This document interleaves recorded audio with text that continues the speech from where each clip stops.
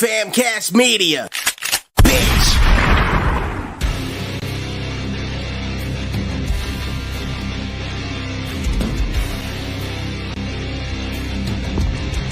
Ladies and gentlemen, boys and girls, persons of all ages, welcome to the most exclusive group in the wrestling community.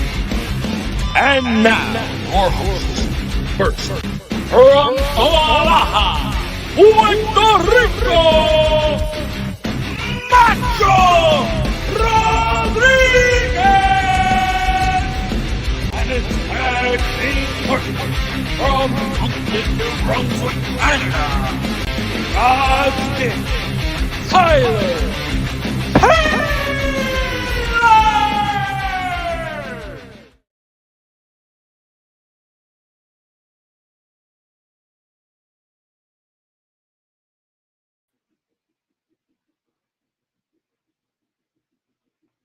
What's going on? Mi gente, ¿cómo estamos? We are here for another episode of Must Love Wrestling. That it is your two hosts with the most, the Pitbull, Macho Rodriguez, and the talent, Tyler. Gotta get that Tony Schimmel in there. You know what I mean? Had to do it. Yeah. Yeah. He disappeared on me there for a second. I thought I was gonna have to pull an MJF and defend the title solo. Oh yeah. Well, how about that's an interesting take. Why don't we get started right away with AEW since that's how we're gonna start the show. Let's do that. So, as confirmed yesterday by Adam Cole himself, MJF will be defending the tag team titles by himself because when Adam Cole jumped off the stage last week to come to the defense of MJF, he broke his ankle in multiple places and tore ligaments. This is the second wrestler that has hurt himself doing the exact same thing, the first being CM Punk. And I know a lot of people blamed CM Punk for jumping into the audience. That was a fake news.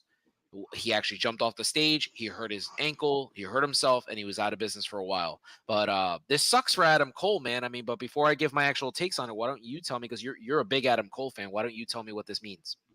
Yeah, man, I hated to hear it. I was really hoping when he came out with that cast on and those crutches that he was gonna throw that shit down, rip it off, and just be like, "I'm totally fine." Because they had earlier in the show, they had that little vignette where they're fishing. Yeah.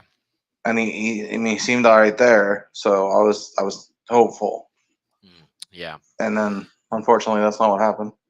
Yeah, it's really unfortunate. Adam Cole has missed a decent amount of time in the past, I would say 2 years, obviously with his neck injury and his concussions, and now his ankle. It feels like he's kind of doing the Samoa Joe in WWE, where like he just for no reason at all, he has these freak accidents and he just has to miss time. And it's unfortunate because I've become a fan of Adam Cole. I know I haven't been in the past. I've been able to watch him. I've been lucky enough to watch him live at the Hammerstein Ballroom and wasn't really sold on him.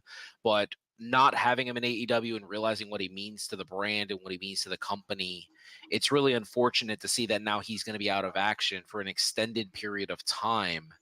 But yeah. Now that means that MJF will most definitely lose the championship or the championships defending them 2-on-1 because I would imagine, and I guess you can chime in here, I would imagine Roderick Strong is going to try to take Adam Cole's place and he's going to be the reason that they lose the titles. Yeah, I could see that. The only thing about that is then that throws him into another feud. What if him and Roddy become like effective partners, like against all odds kind of thing? That would make sense. We've seen that work in the past. I mean, I'm not trying to compare wrestlers, obviously, but we can talk about some allegiances that didn't make sense in the start, and then they turn out to be really well, work really well together. Starting with one of the most infamous ones with Owen Hart and Yokozuna. That was a team that wasn't supposed to work, and they clicked. And then Shawn Michaels and Steve Austin, that wasn't a team that was supposed to work. They clicked. Daniel Bryan and Kane, that's probably the most popular one. And the Rhodes Scholars. The Rhodes Scholars, and most recently, RK Bro. These teams weren't supposed to work, and they all worked. So yeah, I could absolutely see that happening. And AEW seems like they're moving in the right directions in terms of storylines, especially what we saw in the main event segment yesterday with Swerve and Adam Page. And I loved the promo. But let's jump into it. So we had Penta defend the International Championship against Jeff Jarrett, of all people. I know a lot of people are angry at this, but let's be honest with ourselves. For Jeff Jarrett to go out there and still be able to perform at this level, I think that speaks to the talent he's always been. What did you think? Yeah, I thought it was. I thought it was a fine match. I've spoken to people who weren't happy to see it, but it was, I thought it was fine. Yeah, I mean, he was never gonna lose the title there, so no, absolutely not. It was a way to make him look strong, so that way next week's title match can be like, can so and so beat Phoenix for the championship? Well, let's segue right into that. So there was a triple threat match, and it was between one of the Young Bucks, Cesaro, and who was the third party? Oh, Brian Cage? Yes, Brian Cage, the Wolverine himself. And the three of them went out there. They put on a decent match, pretty spotty. Definitely wasn't crisp. It looked like it was thrown together at the last minute. That's what I'll say about the match. I'm sure it would have worked better had it been planned out for a couple of days, but it definitely looks like they got to the arena and Tony was like, the three of you are working tonight. Buck's going over, and he's going to go and face Phoenix next week. That's kind of what I got out of the match. Yeah, because that match was not listed. When I went and looked Tuesday night, that was not one of the matches that was listed. And typically they list their whole show. So yeah, agreed. I'm wondering if somebody got cleared at the last minute. Yeah, I mean that's I could definitely see that, but they said that Phoenix did for his match, but I'm wondering if that was the case here as well. Okay. Yeah, I mean obviously the Buck wins. Which one was it, Matt or Nick? I can't tell them apart. This is bad. I don't remember. Yeah, see, that's what I mean. This is my issue with Bucks. I don't.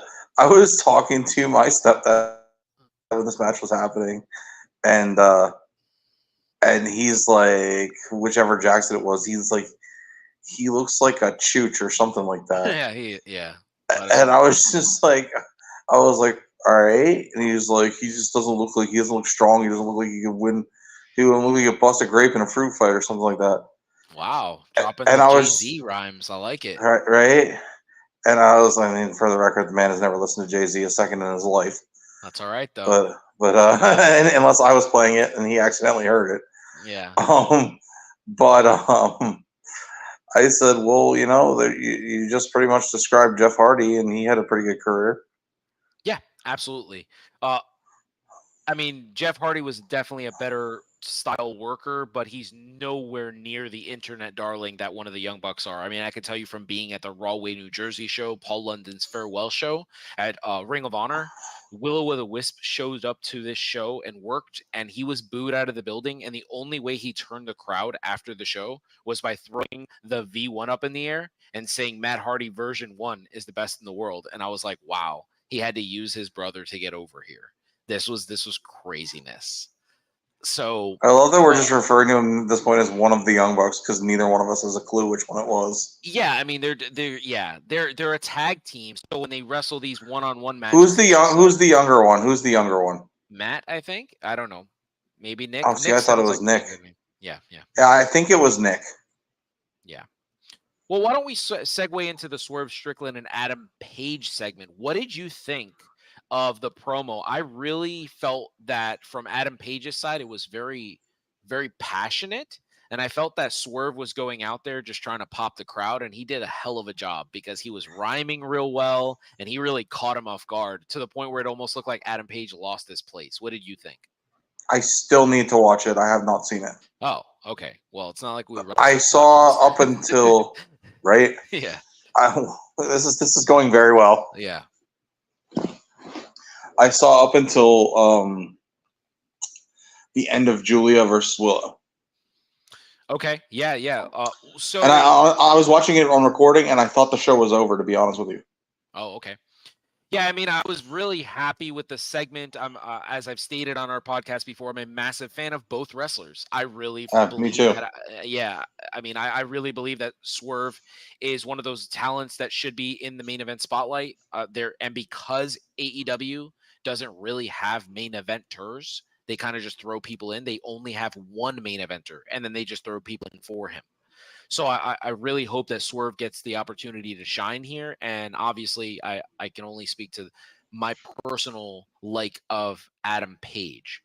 So I'm looking forward to this match. I don't know if it's going to be a show stealer because obviously we know Bryan versus Zack Sabre Jr. will probably be just like so many matches that AEW has given us now before with Brian Okada and how the internet wrestling community loves Will Ospreay versus Kenny Omega. They're you know that they're going to be talking about match of the year after the match. That's just what's going to happen. That's the new trend. What do you think?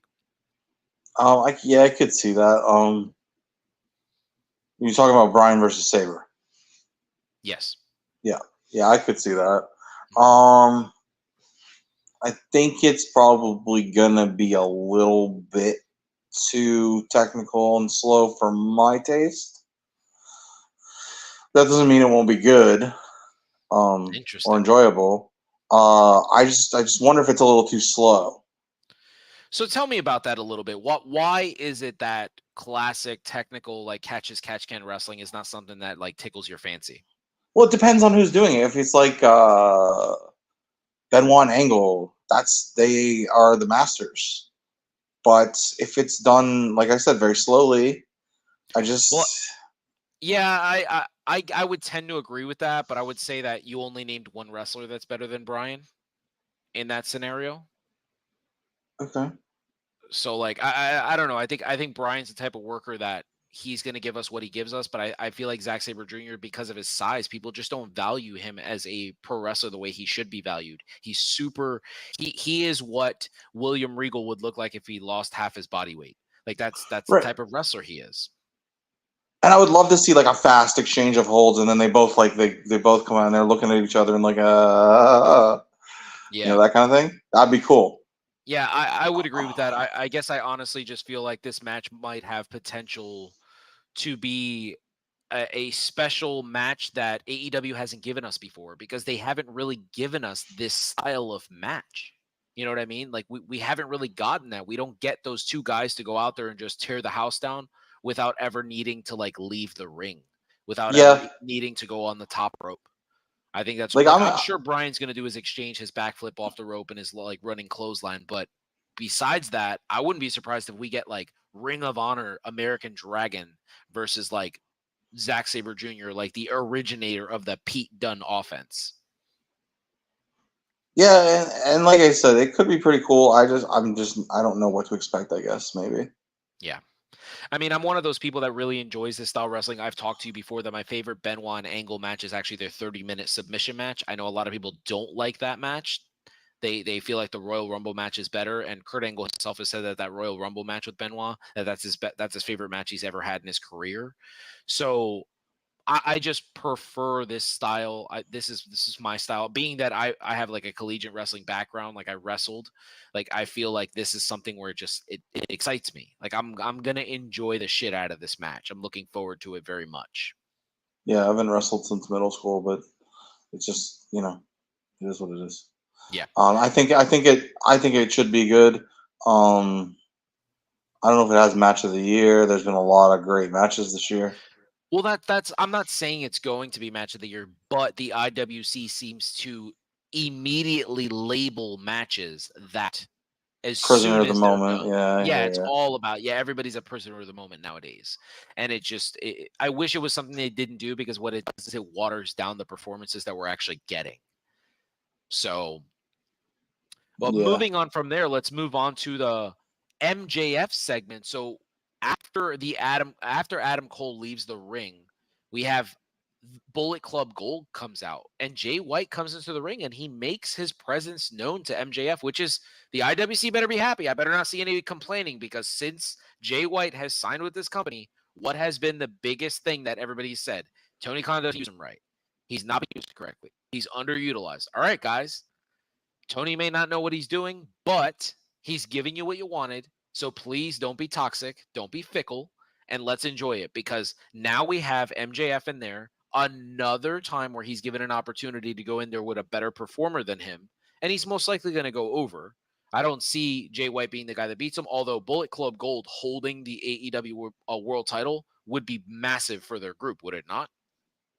It would be, and they have the opportunity also to win the tag titles because the Guns are in a number one contenders match at the pay-per-view. Exactly. Yeah, so they can have all the gold. Like, you can even have Juice go out there and win the international championship. Like, he could be the guy who beats Ray Phoenix. I mean, Sure, why not? They can like that. That would be a great start, a great way to start that group, because I do enjoy what I'm watching out of the Bullet Club Gold. I'm not a huge Juice Robinson fan, but he gives me a lot of Brian Pillman, like the wild man, like vibes, like the loose cannon.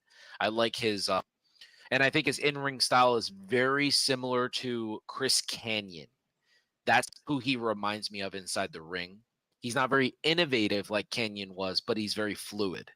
And I enjoy what he does. He's a perfect mid-carder. That's what I would say. I don't ever see him vying for the world title, but for where he's at right now, I think he's perfect. Right, and he's dating Tony Storm, so he's a better man than either one of us.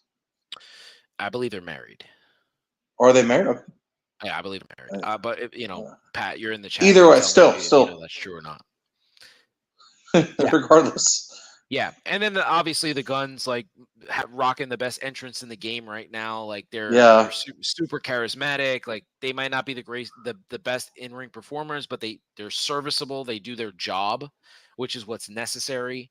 And I do like that recently in AEW we're getting, I guess, better wrestling, like less mistakes, less botches. It seems like maybe they've slowed down. But then again, it could just be like, I've been a butcher for 21 years, and my first year being a butcher till my 7th year being a butcher are like night and day. Like I can, like that's how it could be. It could just be the repetitive nature and muscle memory providing us with decent wrestling matches. Right. And I was thinking about this last night because, again, last night it wasn't a major show. There were a couple of good matches. Mm-hmm. But I just found myself really enjoying what I was watching. And I thought about it. And I think to me, the difference is it just feels more organic and less corporate, less produced than an episode of Raw or SmackDown. Yeah, you got to understand there's a big machine behind WWE. No, and that's exactly what I'm saying. Tony is engaged. So her and Juice are engaged. I'm sorry, guys. I misspoke. I thought they were married. She is engaged to Juice Robinson. So you're saying there's a chance. Yeah, I'm saying there's a chance. There you go. Heads up, tits out, and watch for the shoe. Awesome. Yeah. Yeah. So moving on to our next topic, let's talk about Bryan Danielson. You can clearly tell he's on his Kobe Bryant tour. He's on his Derek Jeter tour. He is on, rest in peace, Kobe.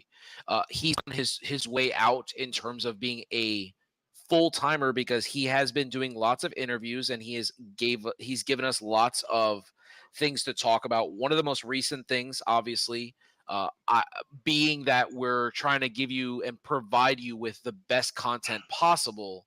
I'm going to admit when I dislike something that the rest of the world loves, even if it's my favorite wrestler liking something. So this is the quote from Bryan Danielson today, putting over MJF, where he says, "Max doesn't wilt.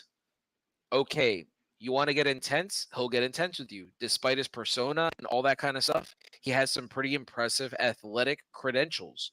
So he's not someone who backs away from pain or anything like that. He loves wrestling and he wants to go out there and put on the best wrestling possible." What do you think about Bryan and what he said here about MJF? I mean, that's pretty much what I see. I think his character is like, oh yeah, I don't want to wrestle any more than I have to, yada yada, blah blah. But I think in reality, that's exactly the case. He loves to do it, and he wants to put on a show, and he's what the people want to see. And I think he does a good job. I mean, that's my take, but that's always been my take. Yeah, I mean, personally, I think he does produce good matches every now and then. Like his match with Bryan Danielson, his matches with CM Punk, I thought were pretty good. His match with Cody Rhodes, that god awful squash match with Wardlow, but we're not going to jump into Wardlow because that company just ruined him. But he's definitely given us better matches than like stinkers. So we'll definitely say that. But having guys like Brian put you over in an interview, I don't know if it speaks more towards like he's Brian's trying to help the company he works for, if he legitimately feels this way. What I've gotten out of what I know about Brian from reading his book, listening to literally every interview he's ever given, and having the pleasure to actually meet him, I feel like he is the type of guy who is as real as he can get. Like I don't believe that there's Right. anything fake in what he's saying. Right. Exactly. I think he's a straight shooter is what I get from him. Yes, absolutely. He is definitely a straight shooter. So another quote that Brian had today was when talked about what life would look like as a part timer, Hmm. like leaving full time. I thought his quote was pretty interesting and I wanted to run it by you because wouldn't it be cool to show up at a show and witness this?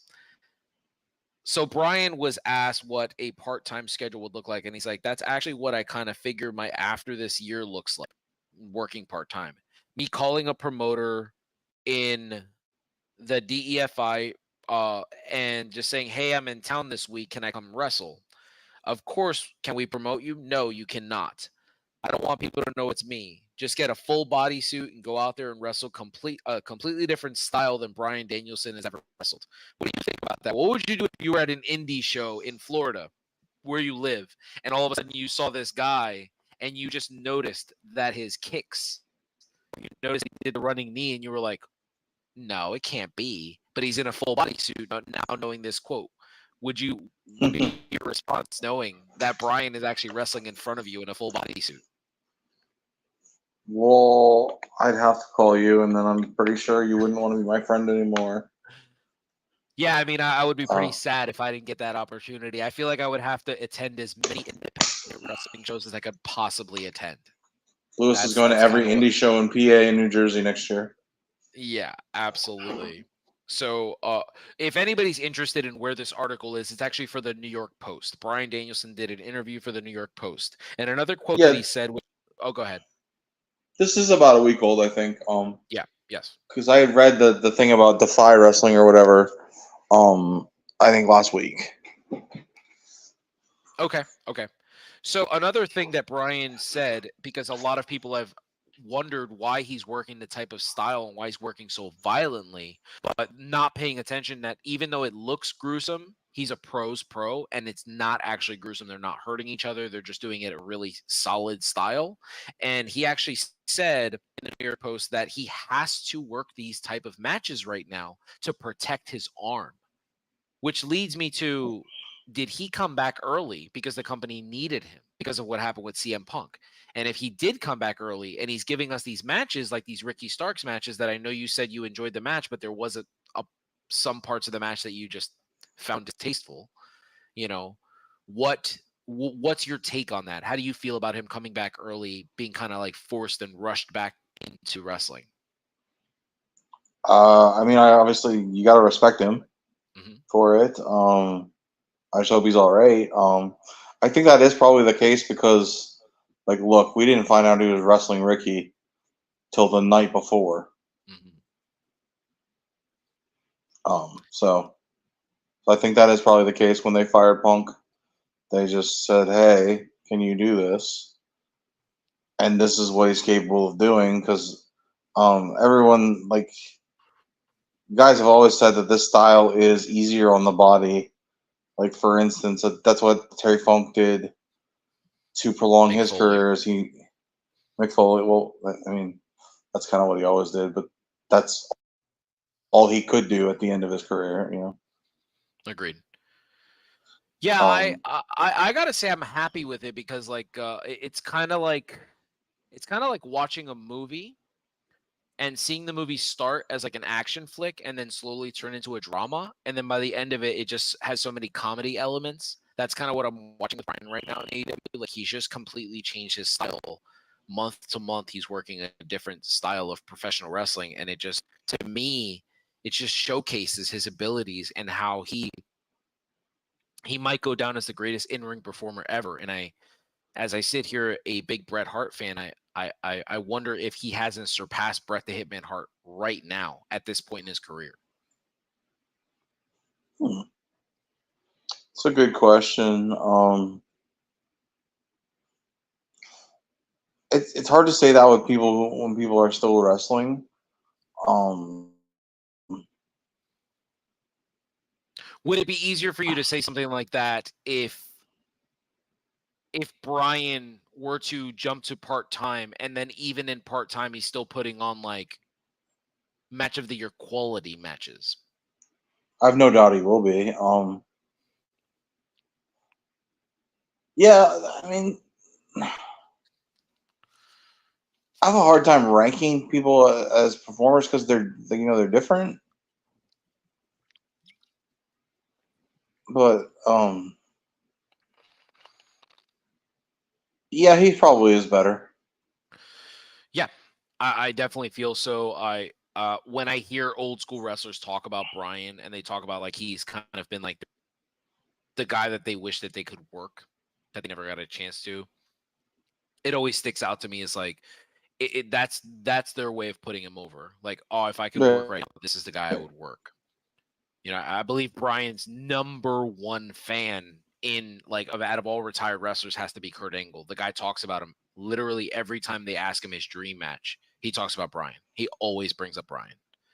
So that's unfortunate that we didn't get to see that, especially since Brian was working with the company when Kurt Angle was there. That would have been a farewell match for Kurt Angle, and I'm sure Angle would have been able to perform that style with Brian instead of working Baron Corbin. Yeah, I think by the end of Kurt's career, he just was so beat up that he just needed someone who could bump around for him, and they didn't give him that. Well, he was willing to bump his ass off for John Cena. He wanted that to be his farewell match. Right. I would have liked to have seen someone who just would come out and, take all his finishes and make him look like $1 million. And which Cena would have done. Like I said, they didn't give him that. Yeah. Cena Probably would have absolutely done that. But since you bring up CM Punk, why don't we segue into what the Heartbreak Kid Shawn Michaels had to say about CM Punk earlier today? He was asked in an interview, I don't know if it was for the bump or anything like that, but he was asked about he was talking about No Mercy, and he was asked about CM Punk, and this is what he said. He's a guy that does numbers and he makes money. I think it would be a risk-reward ratio that I'm sure from a company standpoint they'd have to consider. But when it comes to, would we take him in NXT and have him on our television? Are you kidding me? Of course I would. I just don't think anybody would let me. Who doesn't take that kind of star power? What do you think about the GOAT of professional wrestling putting over CM Punk the way he just did there? What's your take, since HBK is your favorite all-time wrestler? I would really like to see that, actually. And I think Punk would enjoy it because he would still be able to help out young talent like he says he wants to, but he'd be doing it under the WWE structure. So there would be less of the bullshit that he had to put up with in the AEW zoo that their locker room is. Agreed. Yeah, I think that would honestly be a perfect fit for both. Yeah, I agree with you. When I look at CM Punk, I think about the fact that Punk can absolutely be that guy to help push the talent along, and what Becky Lynch has provided for NXT in terms of ratings, as we saw, which we'll jump into Becky Lynch in a moment here, but what we saw with Becky Lynch missing NXT television this week and their ratings dipping, now we kind of know how, what CM Punk would do in the company if he was there at that moment. Can you imagine CM Punk versus Ilya Dragunov? No, I don't want to imagine that because I feel like it would ruin wrestling for me right now if I thought to myself like that's a match that I could potentially get. Well, I mean, they are both living professional wrestlers, so. Agreed. It's just one of those matches that I wish we could just get, a little bit of, just give me a little bit of it. Just a little bit. Yeah. Dr. Sonia. Dr. Sonia. Just a little bit. So moving on to Becky Lynch, since we talked about her here, let's talk about the quotes that she said recently. So Becky Lynch was talking about women's wrestling, and she's talking about how WWE has failed the women's division, and she's not going to stand for it anymore. She's not going to keep her mouth shut about it anymore. And she gave a list of wrestlers that she actually wants to work.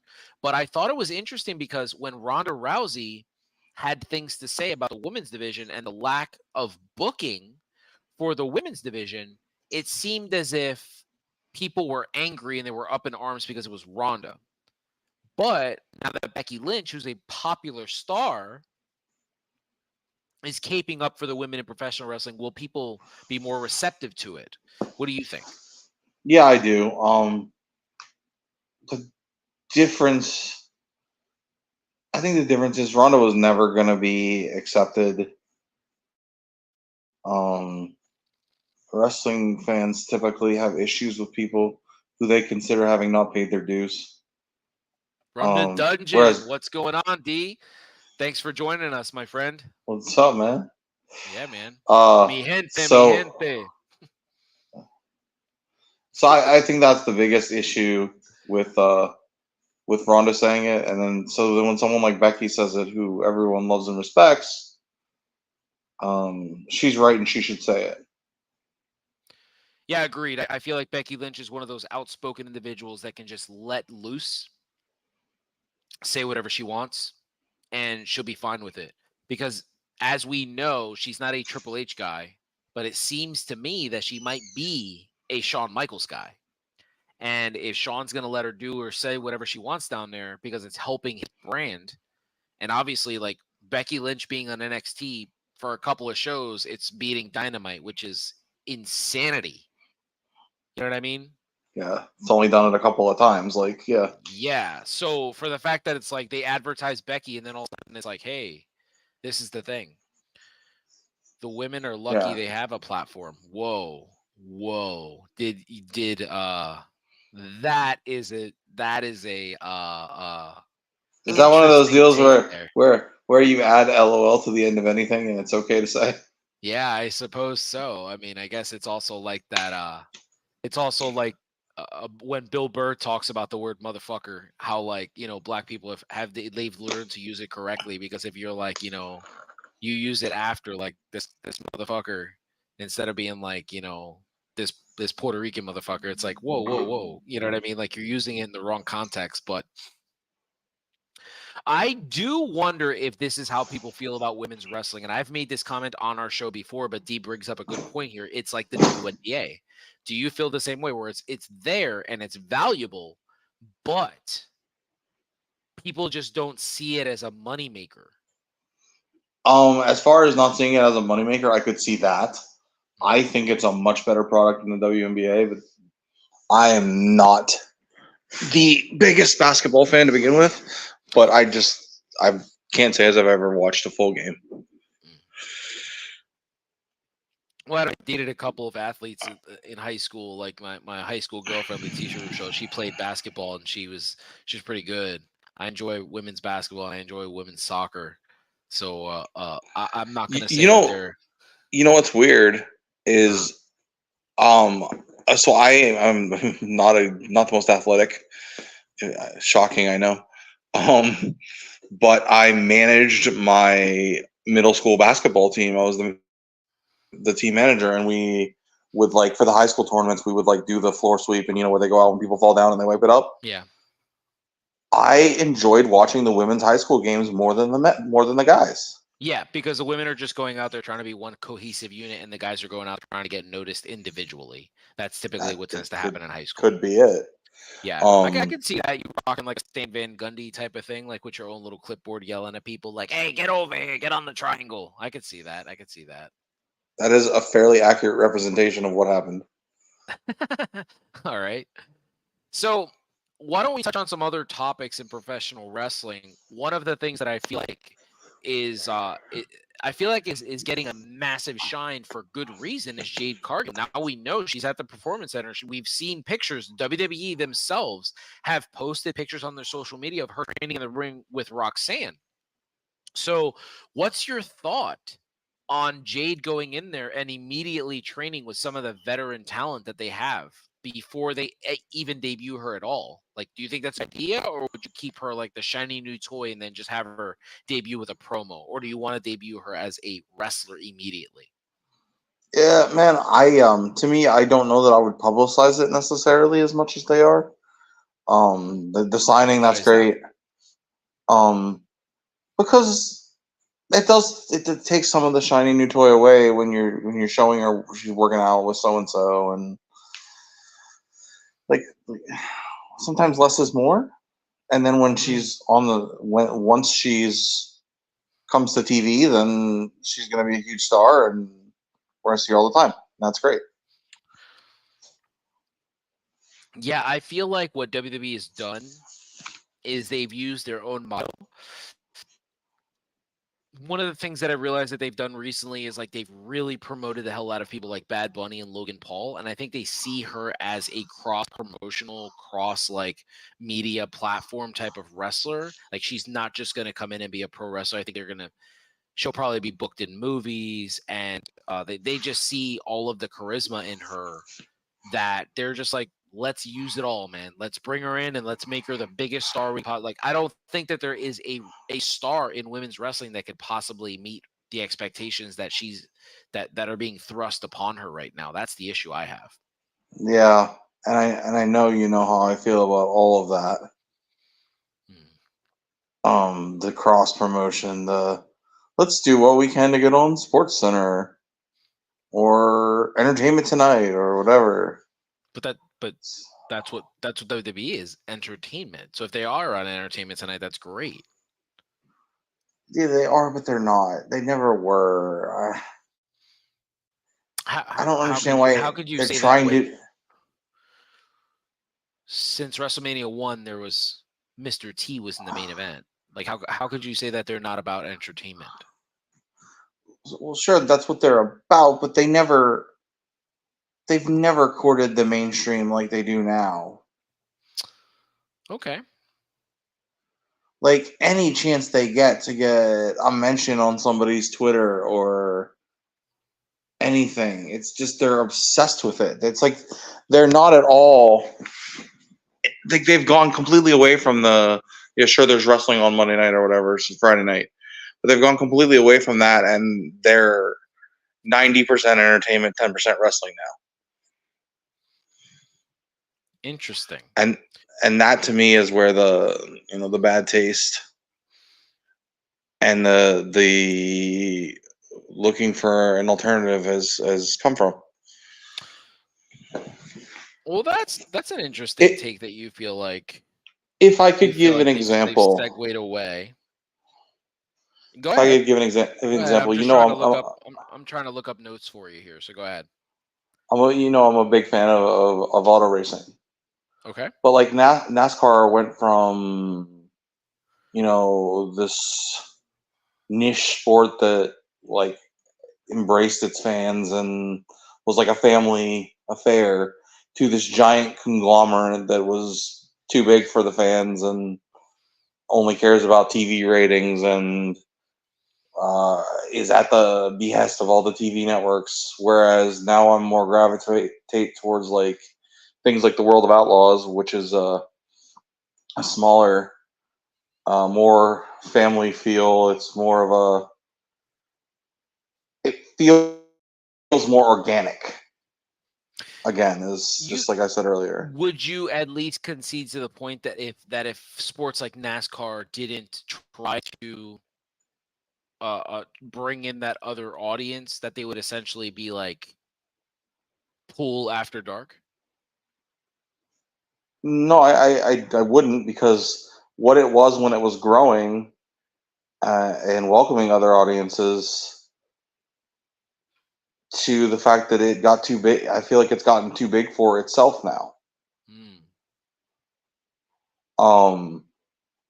Because if you look at it, its growth points from the mid to late '90s to, we'll say, when unfortunately, God rest his soul, Earnhardt passed away, it still had that feel of a family, organic. That's what brought people in. But that's the thing. And WWE is all about family, children. They want you to sit around the couch as a family and watch their product. So I feel right, like entertainment is but super needed. it doesn't feel like, you know what I mean. But it still feels more corporate than family oriented. Mm. Interesting take here by from D. He says wrestling would still be in bingo halls if it wasn't for being in the entertainment business, and that's what pays those big contracts that these wrestlers want. I mean, I would hate to disagree with that. I feel like that's a pretty perfect statement there. No, he's not wrong. I feel like there is a middle ground that WWE has blown way past. Interesting. And like, if they have the choice between a mention on Extra or having an incredible main event, they're gonna do what it takes to get the mention on Extra. Yes, I believe that's kind of always been how they are. I mean, I don't think that's how it was in the peak of our fandom in the '90s and early 2000s. I don't agree. Stone Cold Steve Austin and The Rock were all entertainment. They had some great matches too. Yeah, they did. They definitely threw those in between there. But I mean, The Rock became a huge star on his own, but I think the whole company has become, or is trying to be, what The Rock became. That's an interesting take by D here. He says, but that's what gets companies seen by the rest of the world, being at those shows. I mean, that is a pretty. He's not wrong, but they were doing just like Vince McMahon was a billionaire before this was all happening. Like, yes. So at some point, what is like, at some point, I guess I'm just not someone who thinks you always need more. Like, at what point do you just have enough and you can just be what you are and what has made you what you are, instead of going past it? Because I think they've gotten away from what made them what they are. Okay. I mean, yeah, I guess we're gonna have to agree to disagree. I kind of feel like WWE is that company that needs the entertainment, but I not to shout you here, but I do want to touch on some percentages, because I know you talked about what they are, that they're 90% entertainment and 10% wrestling. There are some actual numbers here on pro wrestling over the past week. And AEW Dynamite last week clocked in with 70 minutes of actual professional wrestling time, which is at a 58% margin for a 2-hour show. That's pretty great, man. That's phenomenal, yeah. Yes. AEW Collision had 63 minutes of actual wrestling. That was at 53%. Again, in a 2-hour show. Yeah. AEW Rampage had 60 minutes of professional wrestling. That is literally a 60-minute show. So they had It was 2 hours. 100%. It was 2 hours. 2 hours this time? Yeah, I was like, why is it still going? Oh, okay. All right. Well, yeah, it was 2 hours last week. Yep. Now here is, let's talk about some of the stuff that you're talking about. Here is a pretty interesting take. WWE Raw last week had 65 minutes in a 3-hour show, which was at 36% wrestling. And I think that's I'll jump right to SmackDown, and then we can just jump right into, we can continue with this topic. SmackDown had 41 minutes of actual wrestling time. That's 106 minutes in 5 hours of WWE television. That comes in at 35%, and 193 minutes in 6 hours of AEW television, which comes in at 54%. We are seeing an uptick in professional wrestling, are we not? From which company? From both.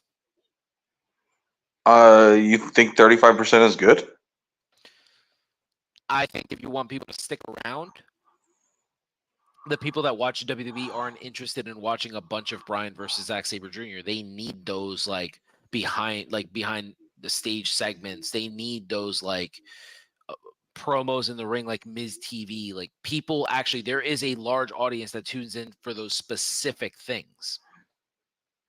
Does Miz TV do good ratings? Really? Yeah, I believe so. I mean, it's an honest question. It's a channel change. Guest on. He just had Drew McIntyre on. It's typically a channel changer for me because it's the same thing every time. They talk a little while and then Miz insults them and then they, fight. Yeah. I don't know. I feel like that when I watch WWE, I'm watching for a team. When I watch AEW, I'm looking for wrestling. So that's why when they do give me shitty wrestling in AEW, it pisses me off so much because I'm just like, you're the company that's supposed to be giving me independent wrestling on live television, and you're not doing that. You have a guy going out there thrusting his hips, God. and it's just like it was after the show. He's been doing it for a while. You know what I mean? Okay. Like it just doesn't. It doesn't speak to me as something that I want to entertain. Like I watched one of the better streamers for professional wrestling, Santi, actually caught a lot of heat this week because he actually agreed with you that he looked at the card for Dynamite and he said, "Yeah, I can watch this on reruns. I can watch this on like my DVR. I'm not watching it live because it's not a show I actually want to tune into." That's the thing. Yeah, and then when I watched it, I honestly really enjoyed it. Whereas I feel like sometimes getting through a 3-hour episode of Raw is a chore. Like I'm watching this because I should watch it because this is what we do and this is what we're trying to do. Interesting. Not necessarily because it's like there's just some stuff that it's just like I don't care. Okay. You know? Well, one of the things that I really love, and I agree with D here, like Miz TV is awesome, by the way.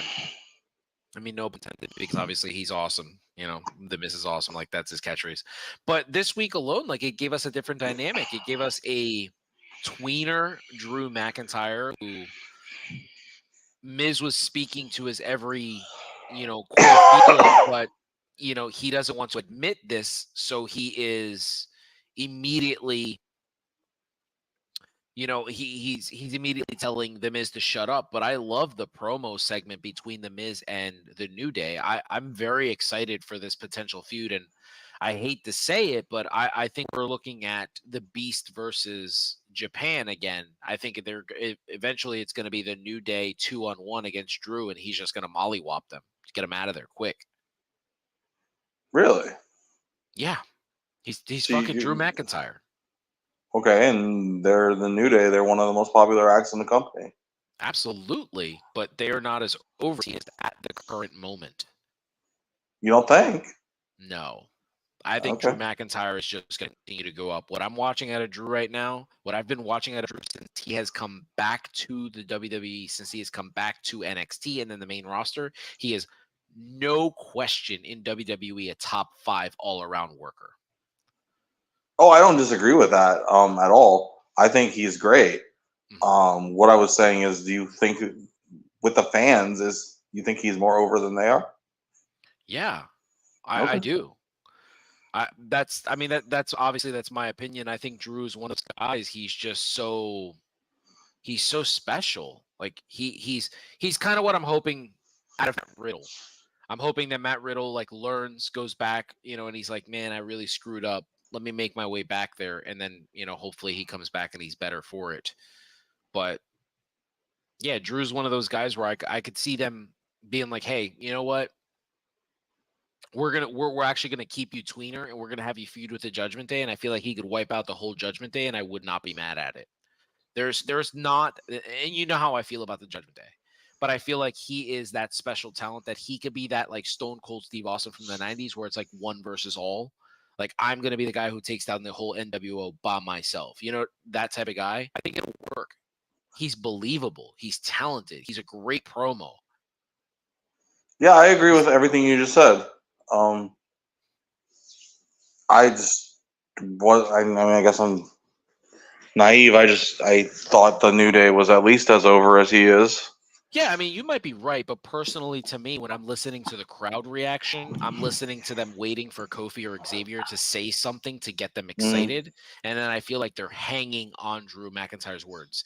And Right. the reason why I feel this way is because if you go back and watch the Miz TV segment, and I could be wrong, Drew McIntyre doesn't get the what chance.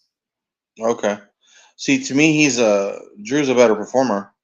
I guess I just never really took into account that I mean that the that all fans felt depends. that way. I agree with you. He's a better performer, but that's all. That all depends because obviously Kofi Kingston was just like able to go out there with Ivar and just completely tear the house down. So That's true.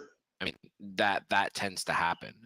But before we start breaking some news here and we talk about some things that we found out this week, whether it's Tony Khan, just to give you a tease, whether it's Tony Khan potentially buying another wrestling company, Oh or yeah. or it is some breaking news about the potential of Fastlane as well as WrestleMania 40. We're gonna jump right into intermission, guys, because we haven't, that's my favorite part of the show. So, Tyler, do you have a trivia question for us? So let's go with match of the week first. Oh, okay. Go for it. Yeah, what's the match of the week? I love that. So match of the week is from WCW NWO Sold Out 1998. Okay. All It right. is Chris Jericho versus Rey Mysterio. It's a real good match. They do an injury angle that puts Rey out for a while.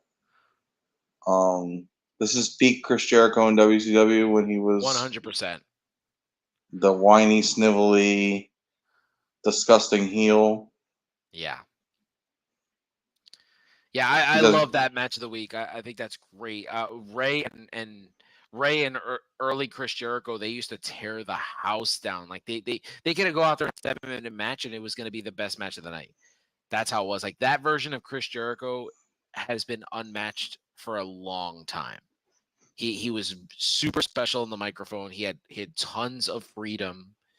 He was really special in the ring because he was still kind of like that Junior J Cup type of wrestler. That's the kind of style that he brought to WCW. And it was perfect. So, and obviously him having a carry, possibly the 5th or 6th greatest Mexican wrestler ever, is one of the most special things that he's ever done.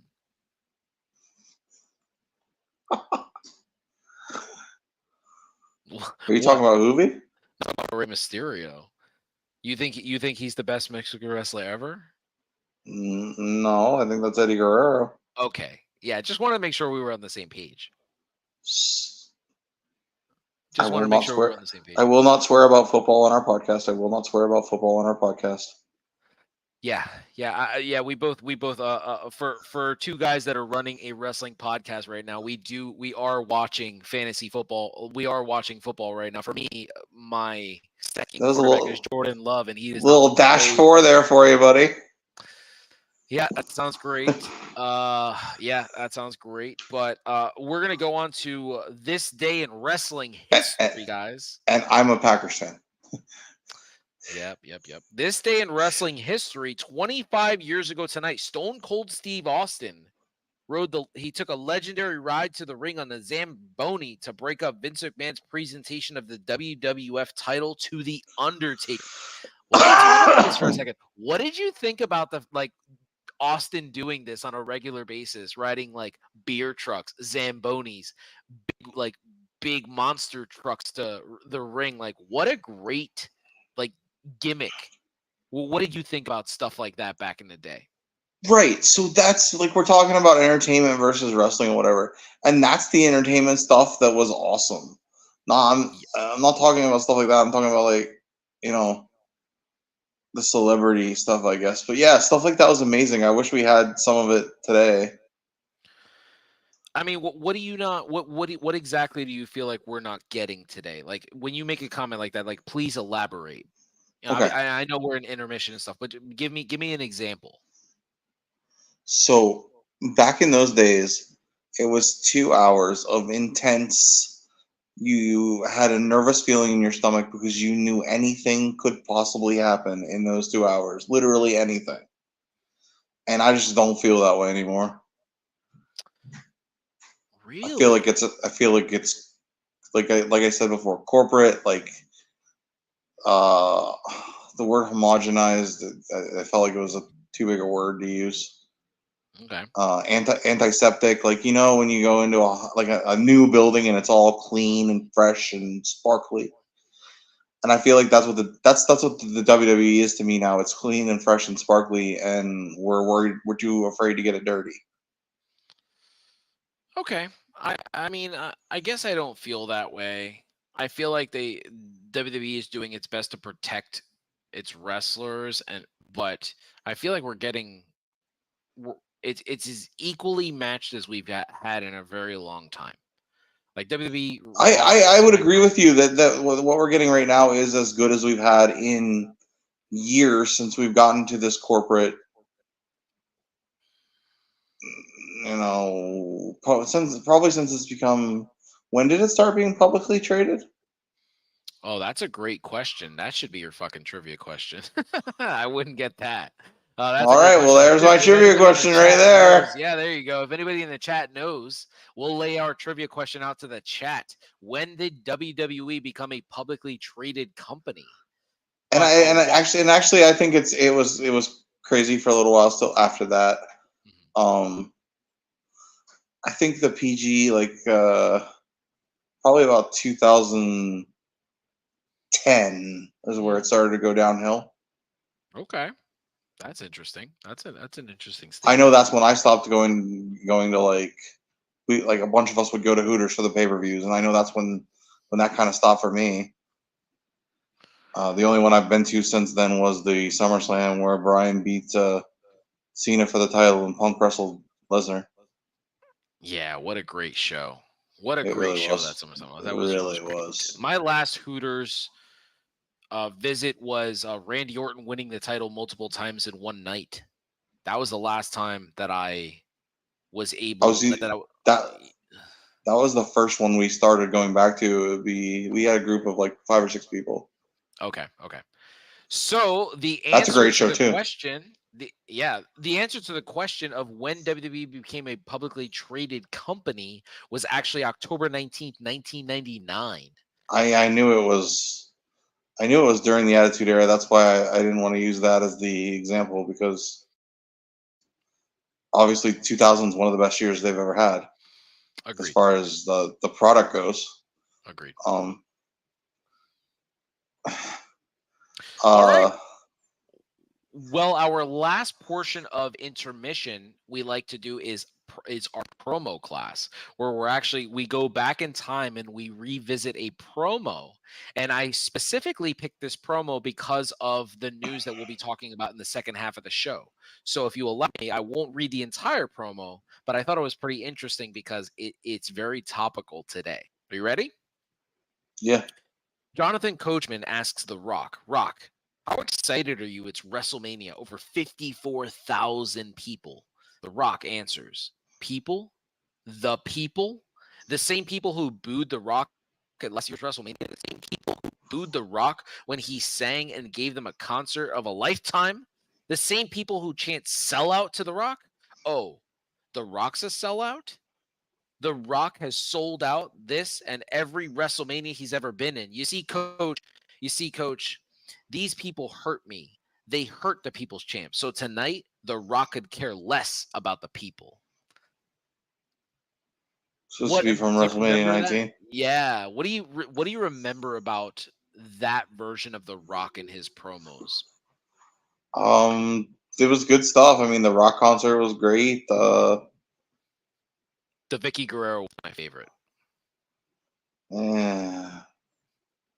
Yeah. So I like the second Rock concert where he was like talking about Cena and making out with Eve. He's like, I guess he forgot he had a wife. Divorce lawyer is right down the street or something like that. Yeah, that's good stuff. Yeah. I mean, I thought The Rock in the 90s was so special on the microphone that he could possibly sell an entire show just from talking. He's the greatest talker to ever do it. He's the greatest professional wrestler to ever hold a microphone in his hand. Whether it was written by Brian Gewirtz or not, it still takes the delivery. A coach can coach players, but if the players don't execute on the field or on the court, it's not going to work. We've seen the greatest coach in NBA history in Phil Jackson go to the New York Knicks and not be able to make them be successful because he just didn't have the talent to do it. They weren't able to execute the triangle. And that's what, whenever we talk about The Rock and his promos, everybody always tends to say, but he didn't write his own shit. Brian Gewirtz wrote his stuff. But guys, he had to execute it. He had to bring you in. He had to draw you in. You had to believe his promos as he was cutting them. That's what made him so special. Right. Whoa. I think he's the whoa. Before we get out of intermission, we're gonna argue here on the podcast here. It says here, you're crazy, Macho. John Cena is the best ever on the mic, then CM Punk, then The Rock. We're just gonna ignore. You just jumped John Cena past Cena over Death to Rhodes, baby. You picked him over Death to Rhodes. Hard times, baby. You don't know nothing about no hard times, baby. You over Roddy Piper? You picked like Punk and Cena over Rowdy Piper? I'm sorry, Papa. I can put Punk in that category, but I can't put Cena there. Punk is great, but Punk was great in such a small amount of time. I'll put it to you this way. This is the best compliment I could give CM Punk. He is the Stone Cold Steve Austin of the microphone. Stone Cold was so special, and he wasn't Stone Cold for very long as a active wrestler. But what he did in professional wrestling as Stone Cold Steve Austin is why he's the greatest character to ever live, because it was so phenomenal in his short time that he was actually active as Stone Cold Steve Austin, like in-ring performance and all of that. That's what I would say about CM Punk. He's that special for that short amount of time. I'm pretty sure if you ever run into the Undertaker in a dark alley, that he's just going to chokeslam you. I didn't even say anything about Taker this time. What do you because mean? Because everyone says he's the greatest character in WWE history, and then you're throwing Stone Cold out there. What makes the Undertaker the greatest character? I don't say it. People say it. Okay, I'm not a fan. All right, no, I get that. But since you bring it up, we're going to talk about it. At what point in any part of his career was the Undertaker as over as Stone Cold Steve Austin? You're right. Okay. No, I would say towards the late 2000s, early 2010s. Listen, my nephew and niece, right? They have their children, their babies, and they have Stone Cold Steve Austin on their door, like a poster in 2023. Wait, who has that? My nephew and niece, Charlie and John, Patrick's kids. Oh, okay. Yeah, they love Stone Cold. I was like, I couldn't imagine Mike's kids having that.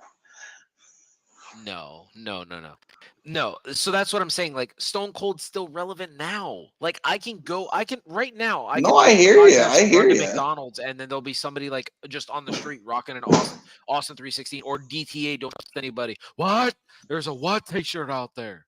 You know what I mean? Like, there's so many. I don't see that stuff with the Undertaker. Like, people have an argument that, like, oh, no, the American Badass is better than the Dead Man, and it's like they're the same fucking character. Just one walked to the ring super slow mo, and one guy rode a bike to the ring. It's the same person, same character. Like, I'm sorry. Stone Cold Steve Austin's the greatest character in the history of professional wrestling. I 10 toes down feel like that is the truth. I'll argue with anybody. Anybody want to come on the show and want to talk to us about this? I feel like I would shred them. Like, I don't even understand. I don't know. I know there's someone in our chat that had Undertaker listed as their number 2 pro wrestler of all time. Yeah, but we're not talking about that. We're talking about character. And that's wrong too. He's not even on Mount Rushmore in terms of in-ring performers. Like, the Undertaker's great. He's great. I'm not calling him fine. I'm not saying like, oh yeah. I wanted to challenge him to a debate on that, but I'm a mark, so. challenge. D about the Undertaker. No. The other For one. Pat? Pat? Yeah. No. Yeah. I don't. I've never heard Pat say that. Say what? That the Undertaker is the second greatest wrestler ever. Work in the Marks had posted their top 10, their top 5. I think we should have a debate: our top 5 versus their top 5.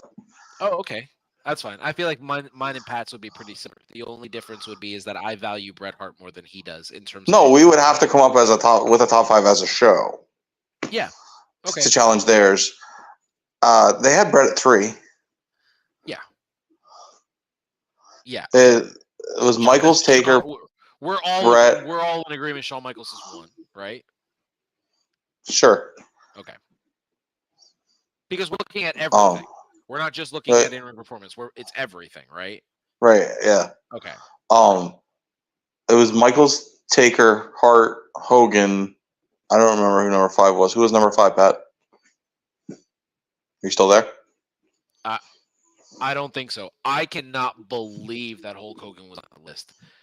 Unreal. Anyway, I think it might have been Flair. Yeah, I know. I have 5. Pat loves Ric Flair, so yeah, I see that. I can see that. But anyway, let's move into our second half of the show, guys.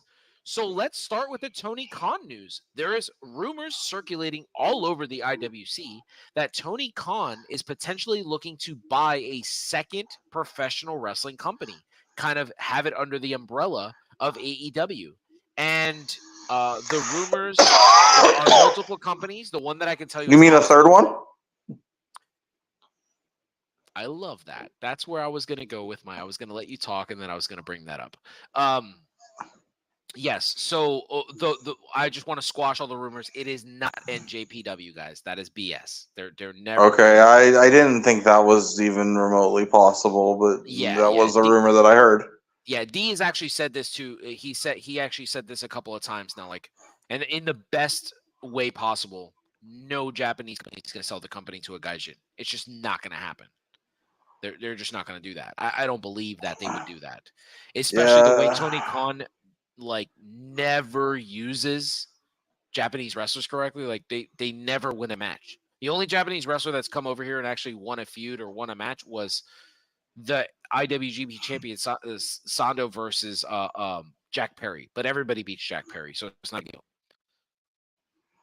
Takeshi's beaten Kenny twice. That's a different thing, Tyler. This is Kenny Omega trying to get one of his guys over. That's different. Kenny would job to almost anybody in Japan. He values it matters to him. The way Kenny Omega looks at New Japan is possibly the way we look at WWE or AEW. I don't look at AEW that way, but yeah, Kenny Omega he definitely values them a lot more. Oh my God, this is one of the most horrific games I've ever seen. Yeah, I'm trying not to rage. Okay. I think we got it back, but I'm not sure. Yeah. So, yeah, it's only the fucking second quarter too. Anyway, so moving on, Tyler, what is your take on Tony Khan potentially buying another company to put under the AEW umbrella? It's interesting. There are companies like MLW that have a ton of talent that would be, but then again, you already have a ton of talent. What do you don't have enough time to use the talent you have now. Mm-hmm. So that's the issue that I would have with it. Like I said, I think MLW has a ton of talent. They're an entertaining show to watch, and if you were to do something like that, then I'd be okay with it. Mm-hmm. I would want to see people get used. Yeah, I agree. I don't like the way that they utilize Ring of Honor. Personally, I wish Ring of Honor was its own separate thing. Yes. I definitely want. So I would definitely want more. I would definitely want more done with the next brand. I definitely don't want them to buy another company just to barely use them. I don't think that's fair to the workers that bust their ass for Tony Khan to just buy them, pay them, and then they just sit back and cater like he kind of does with the Ring of Honor talent. where they barely work their own show and then they work like Dynamite and then they wind up jobbing to like AEW talent.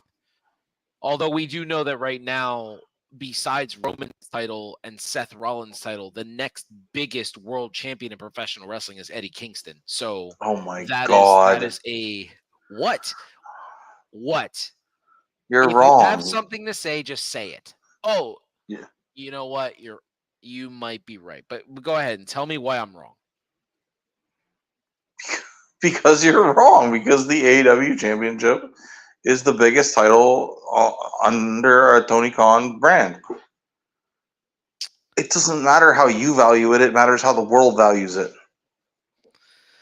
I suppose the way I look at it is when I look at what Eddie Kingston means to professional wrestling, I just think to myself like, okay, this dude is special. He is a special talent. And then there's like this other guy who, he's fine. It's awesome, and I'm really happy for him. But it's never gonna be the same. It's never gonna be on that level. I mean, it just isn't. I guess I just look at it as because like I grew up as a Jersey kid who appreciated going to like Rahway, New Jersey, Elizabeth, New Jersey to watch Ring of Honor live. Yeah, bro. So I look at love the Ring of World Honor, Championship. Yeah, I look at their World Championships and it means so much more than. but you can't tell me it wasn't diminished in the last. Oh, I don't know when did since Jay Briscoe gave it up, basically. Yeah, there's been some really, really like I don't know how to say it, just pretty bad Ring of Honor champions. I would say like the most. Yeah, some douchebag with an umbrella. Yeah, this other guy with I don't know, like flamingos or peacocks. I don't know. No, Yeah. you will not speak of that man that way. What do you mean? Are you talking about Dalton Castle? Yeah, is that his name? Yeah, he's Listen, so if you good want that to get I wasn't him, able to know his if name. you want to get him on the show, you can't really talk shit about him. Well, let's bring him on here so he could tell us why, Elias with like a goatee is so good on that show. So good in Ring of Honor. Doesn't Elias have a goatee? No, he's got a big. Well, he has a beard, but yeah, I mean, he's got the goatee too. Yeah. Yeah. Yeah. So, yeah, I see what you're saying, but like, and I mean, there's some really talented guys that have had it that I think have been underutilized, especially in AEW, like a guy like Matt Taven, who I think is really good. Yeah. Yeah, okay. I see that. I mean, personally, I would think that the company that Tony Khan would buy would be TNA. I could see him buying TNA. Are they for sale? I don't know. I mean, I'm sure they want more eyes on their product. Because doesn't Mark Cuban own them now? Oh, really? Well, there you go. Isn't that why they're on Access? Maybe that would be interesting. I mean, great Mark Cuban, because the way the women are utilized in TNA is phenomenal. Yeah, they always have been used really, really well. We've said on the show before, the Knockout division is by far the front runner for women's wrestling. Yeah, because you have to take out the fact that they might not have the best wrestlers, but in terms of booking and what you want to watch, if you're a massive fan of women's wrestling, go watch TNA because they know how to book women. They put them in the main event without it being forced. But seriously, don't go watch TNA because they're on right now and we're broadcasting. So watch us. Record TNA. DVR and then come back to us. DVR TNA. Yeah, absolutely. Okay, so breaking news or potential breaking news, Billy Body, per the dirt sheets, or the dirty sheets, has some interesting information that he has found out this week. Now, Tyler and I touched on the potential of one of these things happening, but we'll start with the most recent. It is being reported that LA Knight will be John Cena's mystery tag team partner against the Bloodline, and LA Knight is out to to be the one who gets the pin against the Bloodline. How do you feel about that? Okay, I guess. Wait, I thought it was going to be a singles match. No, it's supposed to be a tag team. It's Solo and Jimmy versus John Cena and a partner. Right, I thought they had changed it to a singles match between just Jimmy and Cena. That's what we had discussed the other night. Yeah, I mean, it looks like it just keeps jumping back and forth. I think Okay. Get well soon, bud. But it looks like LA Knight was confirmed to have COVID. So if he can make it back in time for Fastlane, he'll be the mystery tag partner. I guess that's what'll happen that night. They'll throw it all Fastlane together. is next week? Next Saturday. This Saturday is No Mercy. And next is No Saturday, Mercy. Yeah. No Mercy. Okay. Yeah, we'll touch on No Mercy after we're done talking about this. We'll touch on the matches. I'm excited about this one. We'll do that and we'll give our predictions. All right, so the other breaking news is that the story will not finish at WrestleMania.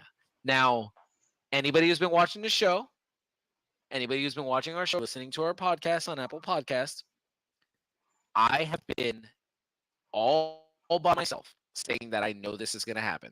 I'm not being a negative Nancy. I just knew that Cody wasn't going to finish the story. But now with Endeavor being a part of WWE and the potential of Vince McMahon getting fired or being pushed out of the company, now it looks like The Rock is willing to do business with WWE as often as they need him, instead of being the guy who just comes back because he didn't want the black stain on him of Vince McMahon's allegations and him defending his boy. So now that that's out of the picture now, it looks like it's going to be Rock versus Roman in the main event of Night 2 of WrestleMania in Philadelphia, Pennsylvania. I don't know why you're saying that with so much excitement in your voice. Because I love The Rock. I love Roman Reigns. What the fuck? What do you mean? God. So this is going to be just like Mania 2 years ago when they went with Brock Roman 97, where I was just like, all right, I'll go on a cruise that weekend. My God. I did not watch WrestleMania. I did not watch WrestleMania, that year's WrestleMania, until New Year's Eve day. My God, the amount of hate that you have spewed towards Roman Reigns and The Rock, I feel like needs to be talked about. Tyler, this is a brand new segment of the show, guys. This is called I'm stealing this from Hot Take Wrestling on TikTok. Sir, I am going to tag you. Hot Take Wrestling. He is one of my friends on the TikToks, where he has something called the Wrestling Soapbox. We are going to borrow your moniker right now to give Tyler the soapbox to tell us why he does not want to see The Rock versus Roman Reigns. Go for it, Tyler. I have no issue seeing The Rock versus Roman Reigns. I just don't need it to be for the title. Wow. So let's have Cody beat him somewhere before then, and then they can have their little family circle jerk, and everyone can love it because everyone's gonna love it, and I can just be happy because Cody has the title like he should have. Like he should have had 6 months ago. Okay, so let me float this theory out there. As you're on your soapbox, let me just time out, right? Let me just float this theory. What if The Rock beats Roman Reigns for the World Heavyweight Championship and drops the title to Cody Rhodes? Cody beats a bigger star than Roman. If Cody beats The Rock for the world title, I don't think it matters where Cody wins the title. Yeah, you're probably right. I just feel like this kid has had the rug pulled out from under him so many times. Well, that's what happens when you're a nice guy. Like you gotta be a little political in professional wrestling, and it looks like I'm pretty sure he's very political. He's very professional. He's a businessman. I don't think so. You don't? I think he. You don't think so? No, I think he may be a businessman in the sense of knowing how to get himself over and knowing how to maximize the value of the American nightmare. But in terms of political awareness backstage in professional wrestling, I believe he might be one of the worst to ever be in the business because he has put himself in a position to never compete for a world heavyweight championship in a company that he was possibly 100% of the reason why the company jumped off the ground. And the EVPs on the other side, they just keep cashing in and winning titles. Like That is true. they're like it's just one of those things where it's like, and the reason I say that, reason I say it like that, guys, is because nobody bats an eye. Like when the Elite won the trios titles for Ring of Honor, right? That's what they have right now. Adam Page and the Young Bucks. Yeah, I thought it was dumb. Okay, you But thought it was dumb, and that's interesting because you're a fan of that. But a lot of people it think just it's doesn't make interesting. sense. Interesting. I mean, yeah, whatever, sure, but it just doesn't make a lot of sense. Yeah, I think in AEW, I think Cody kind of saw himself as he was going to be the face of that TNT title, Yeah. Big the Arn working man's Anderson, champion or the whatever. television championship. Yeah, he's a big Arn Anderson guy. Made sense. Can I tell a hilarious story? Go for it. Yeah. We're off Have the you rails listened? now, Papa. Let's go. Have you listened to him on the Dale Jr. podcast yet? Cody? No, not yet. I Yeah, keep forgetting about it. it's so good. But Mhm. he tells a story of when he was born. The night he was born, they were wrestling in L.A. Okay. and um, it was then nobody could know, but Dusty, Arn, and Magnum TA um, booked a charter back to, I think it was Charlotte, where Crockett was headquartered, and they get to the hospital and they're just hammered. And I do forget how they decided who the Godfather was, whether they flipped the coin or arm wrestled, but there was some sort of competition to decide who the Godfather would be. Okay. I believe Magnum won, but you guys go listen. I know we promote a lot of other podcasts on the show, but go listen to that episode seriously. Um, whether you're a NASCAR fan or not, Dale Jr. is a terrific interviewer. And this is just, it feels like you've heard Cody interviewed so many times since he came back, but this just feels fresh because it's not someone from the wrestling space. Okay. And they're able to share, like, well, my dad was a huge fan of yours. Well, your dad was, well, my dad, like, was a fan of your dad.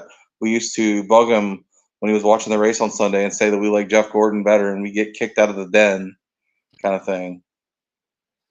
It was just like two guys sitting down and talking. All right. So, but Yeah, but I yeah, like that. yeah, it was a really good. I knew it would be, but really enjoyed it. Yeah. Yeah, I mean, so before we go, I just want to say I would be shocked if we didn't get new champions at WrestleMania 40. But in terms of Roman, I think Roman is out to set break records. And maybe Endeavor wants Roman to drop the title to The Rock, and then The Rock gets the championship. He has a nice little run, takes it to Hollywood, comes back, whatever. Hollywood don't want you, baby. Come back to us. Come back to us, Daddy. We love The Rock here. They don't need you in Hollywood. We love you right here. I mean, I just binge watched Ballers. I hadn't seen that before, and I was like, man, The Rock, A The bit, Rock is actually pretty good as an actor. I don't know why people hate him so yeah, much. that's crazy. I've been watching it too. I was watching it I had it on when I was watching the Sunday Night Football game. Yeah, yeah, yeah. So yeah, I'm excited for that. In terms of Cody, choose my words carefully here. I agree with you that Cody has been slighted a lot, and it's sad to see because he deserves more. Just in terms of like what he was able to do from the ground up. But I definitely want to see more of. I just feel like it's a once in a lifetime. Like if we don't get Rock versus Roman now, like I don't want to see it. I just don't want to see it. Like I'm not interested in it. I don't want to see it at WrestleMania 41. Like if you're not going to give it to us here, right here, Just give it to us now. We were supposed to get it last year. If you're not going to give it to us now, don't give it to us at all. Then continue with Cody versus Roman. You know, Could we have Rock versus somebody else? like who? Who's got the I don't- star power? What do you want? Rock versus Solo? Could do that. I don't see that midget beating The Rock. Get out of here. Guy's like 2'4". You're just gonna have a beat The Rock? No. Sorry. 2'4". Yeah, I'm good with that. Why does it You have keep- to be? Why does it have to be with someone from the bloodline? Because there's nobody else that's worthy of that win. Unless we're just gonna get an Eric Rowan situation where he just kind of goes out there and they're like, hey, you know, I think he should go out there and put over the most talented in-ring performer in the company. Seth Rollins? No. Becky Lynch? Oh, There you go. yeah. Then she could really call herself the man. Yeah. So So you want The I'm Rock to put speaking. over Braun Breaker? I want The Rock to put over Finn Balor. Yes, thank you. Oh, why would he do that? He's not even the size of one of his legs. That would look really interesting. That would be like Billy Kidman beating Hulk Hogan. It happened. It did happen. You're absolutely right. The Filthy Radicals. Yeah, they beat Hogan and Nash. So weird. Yeah. I don't know, kid, I of guess- course. I mean, I'd love to see it, but obviously it isn't going to happen. Yeah. Yeah, it's just us kind of spitballing back and forth. We could do Rock versus Brock. Yeah, I'd be okay with that. I wonder how many German suplexes he'll take. That's a good The question. problem is that Rock versus Brock, if that was going to happen, Brock Lesnar is not the type of guy that's going to go out there and have a match like that without having tons of build. Brock is making money. He was single-handedly the reason why the Goldberg feud lasted a couple of pay-per-views.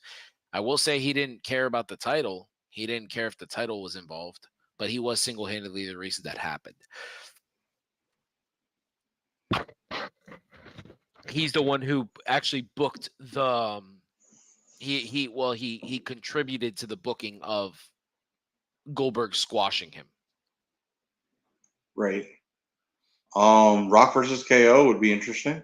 Yeah, that would be great. KO wrestles like the goats from the Attitude Era. I love that. KO just gets another WrestleMania main event by proxy. Yeah, absolutely. I would love that. I could totally see Yeah. The Rock. I could see The Rock giving that win to Kevin Owens too. They have a bit of a relationship, I think. All right. I mean, who knows? With our luck, it'll be LA Knight beating The Rock. Whatever. And I don't want my annoyance for this match to overshadow. I love Dwayne Johnson as a human being, Mhm. and I was a fan of The Rock to a certain extent. I just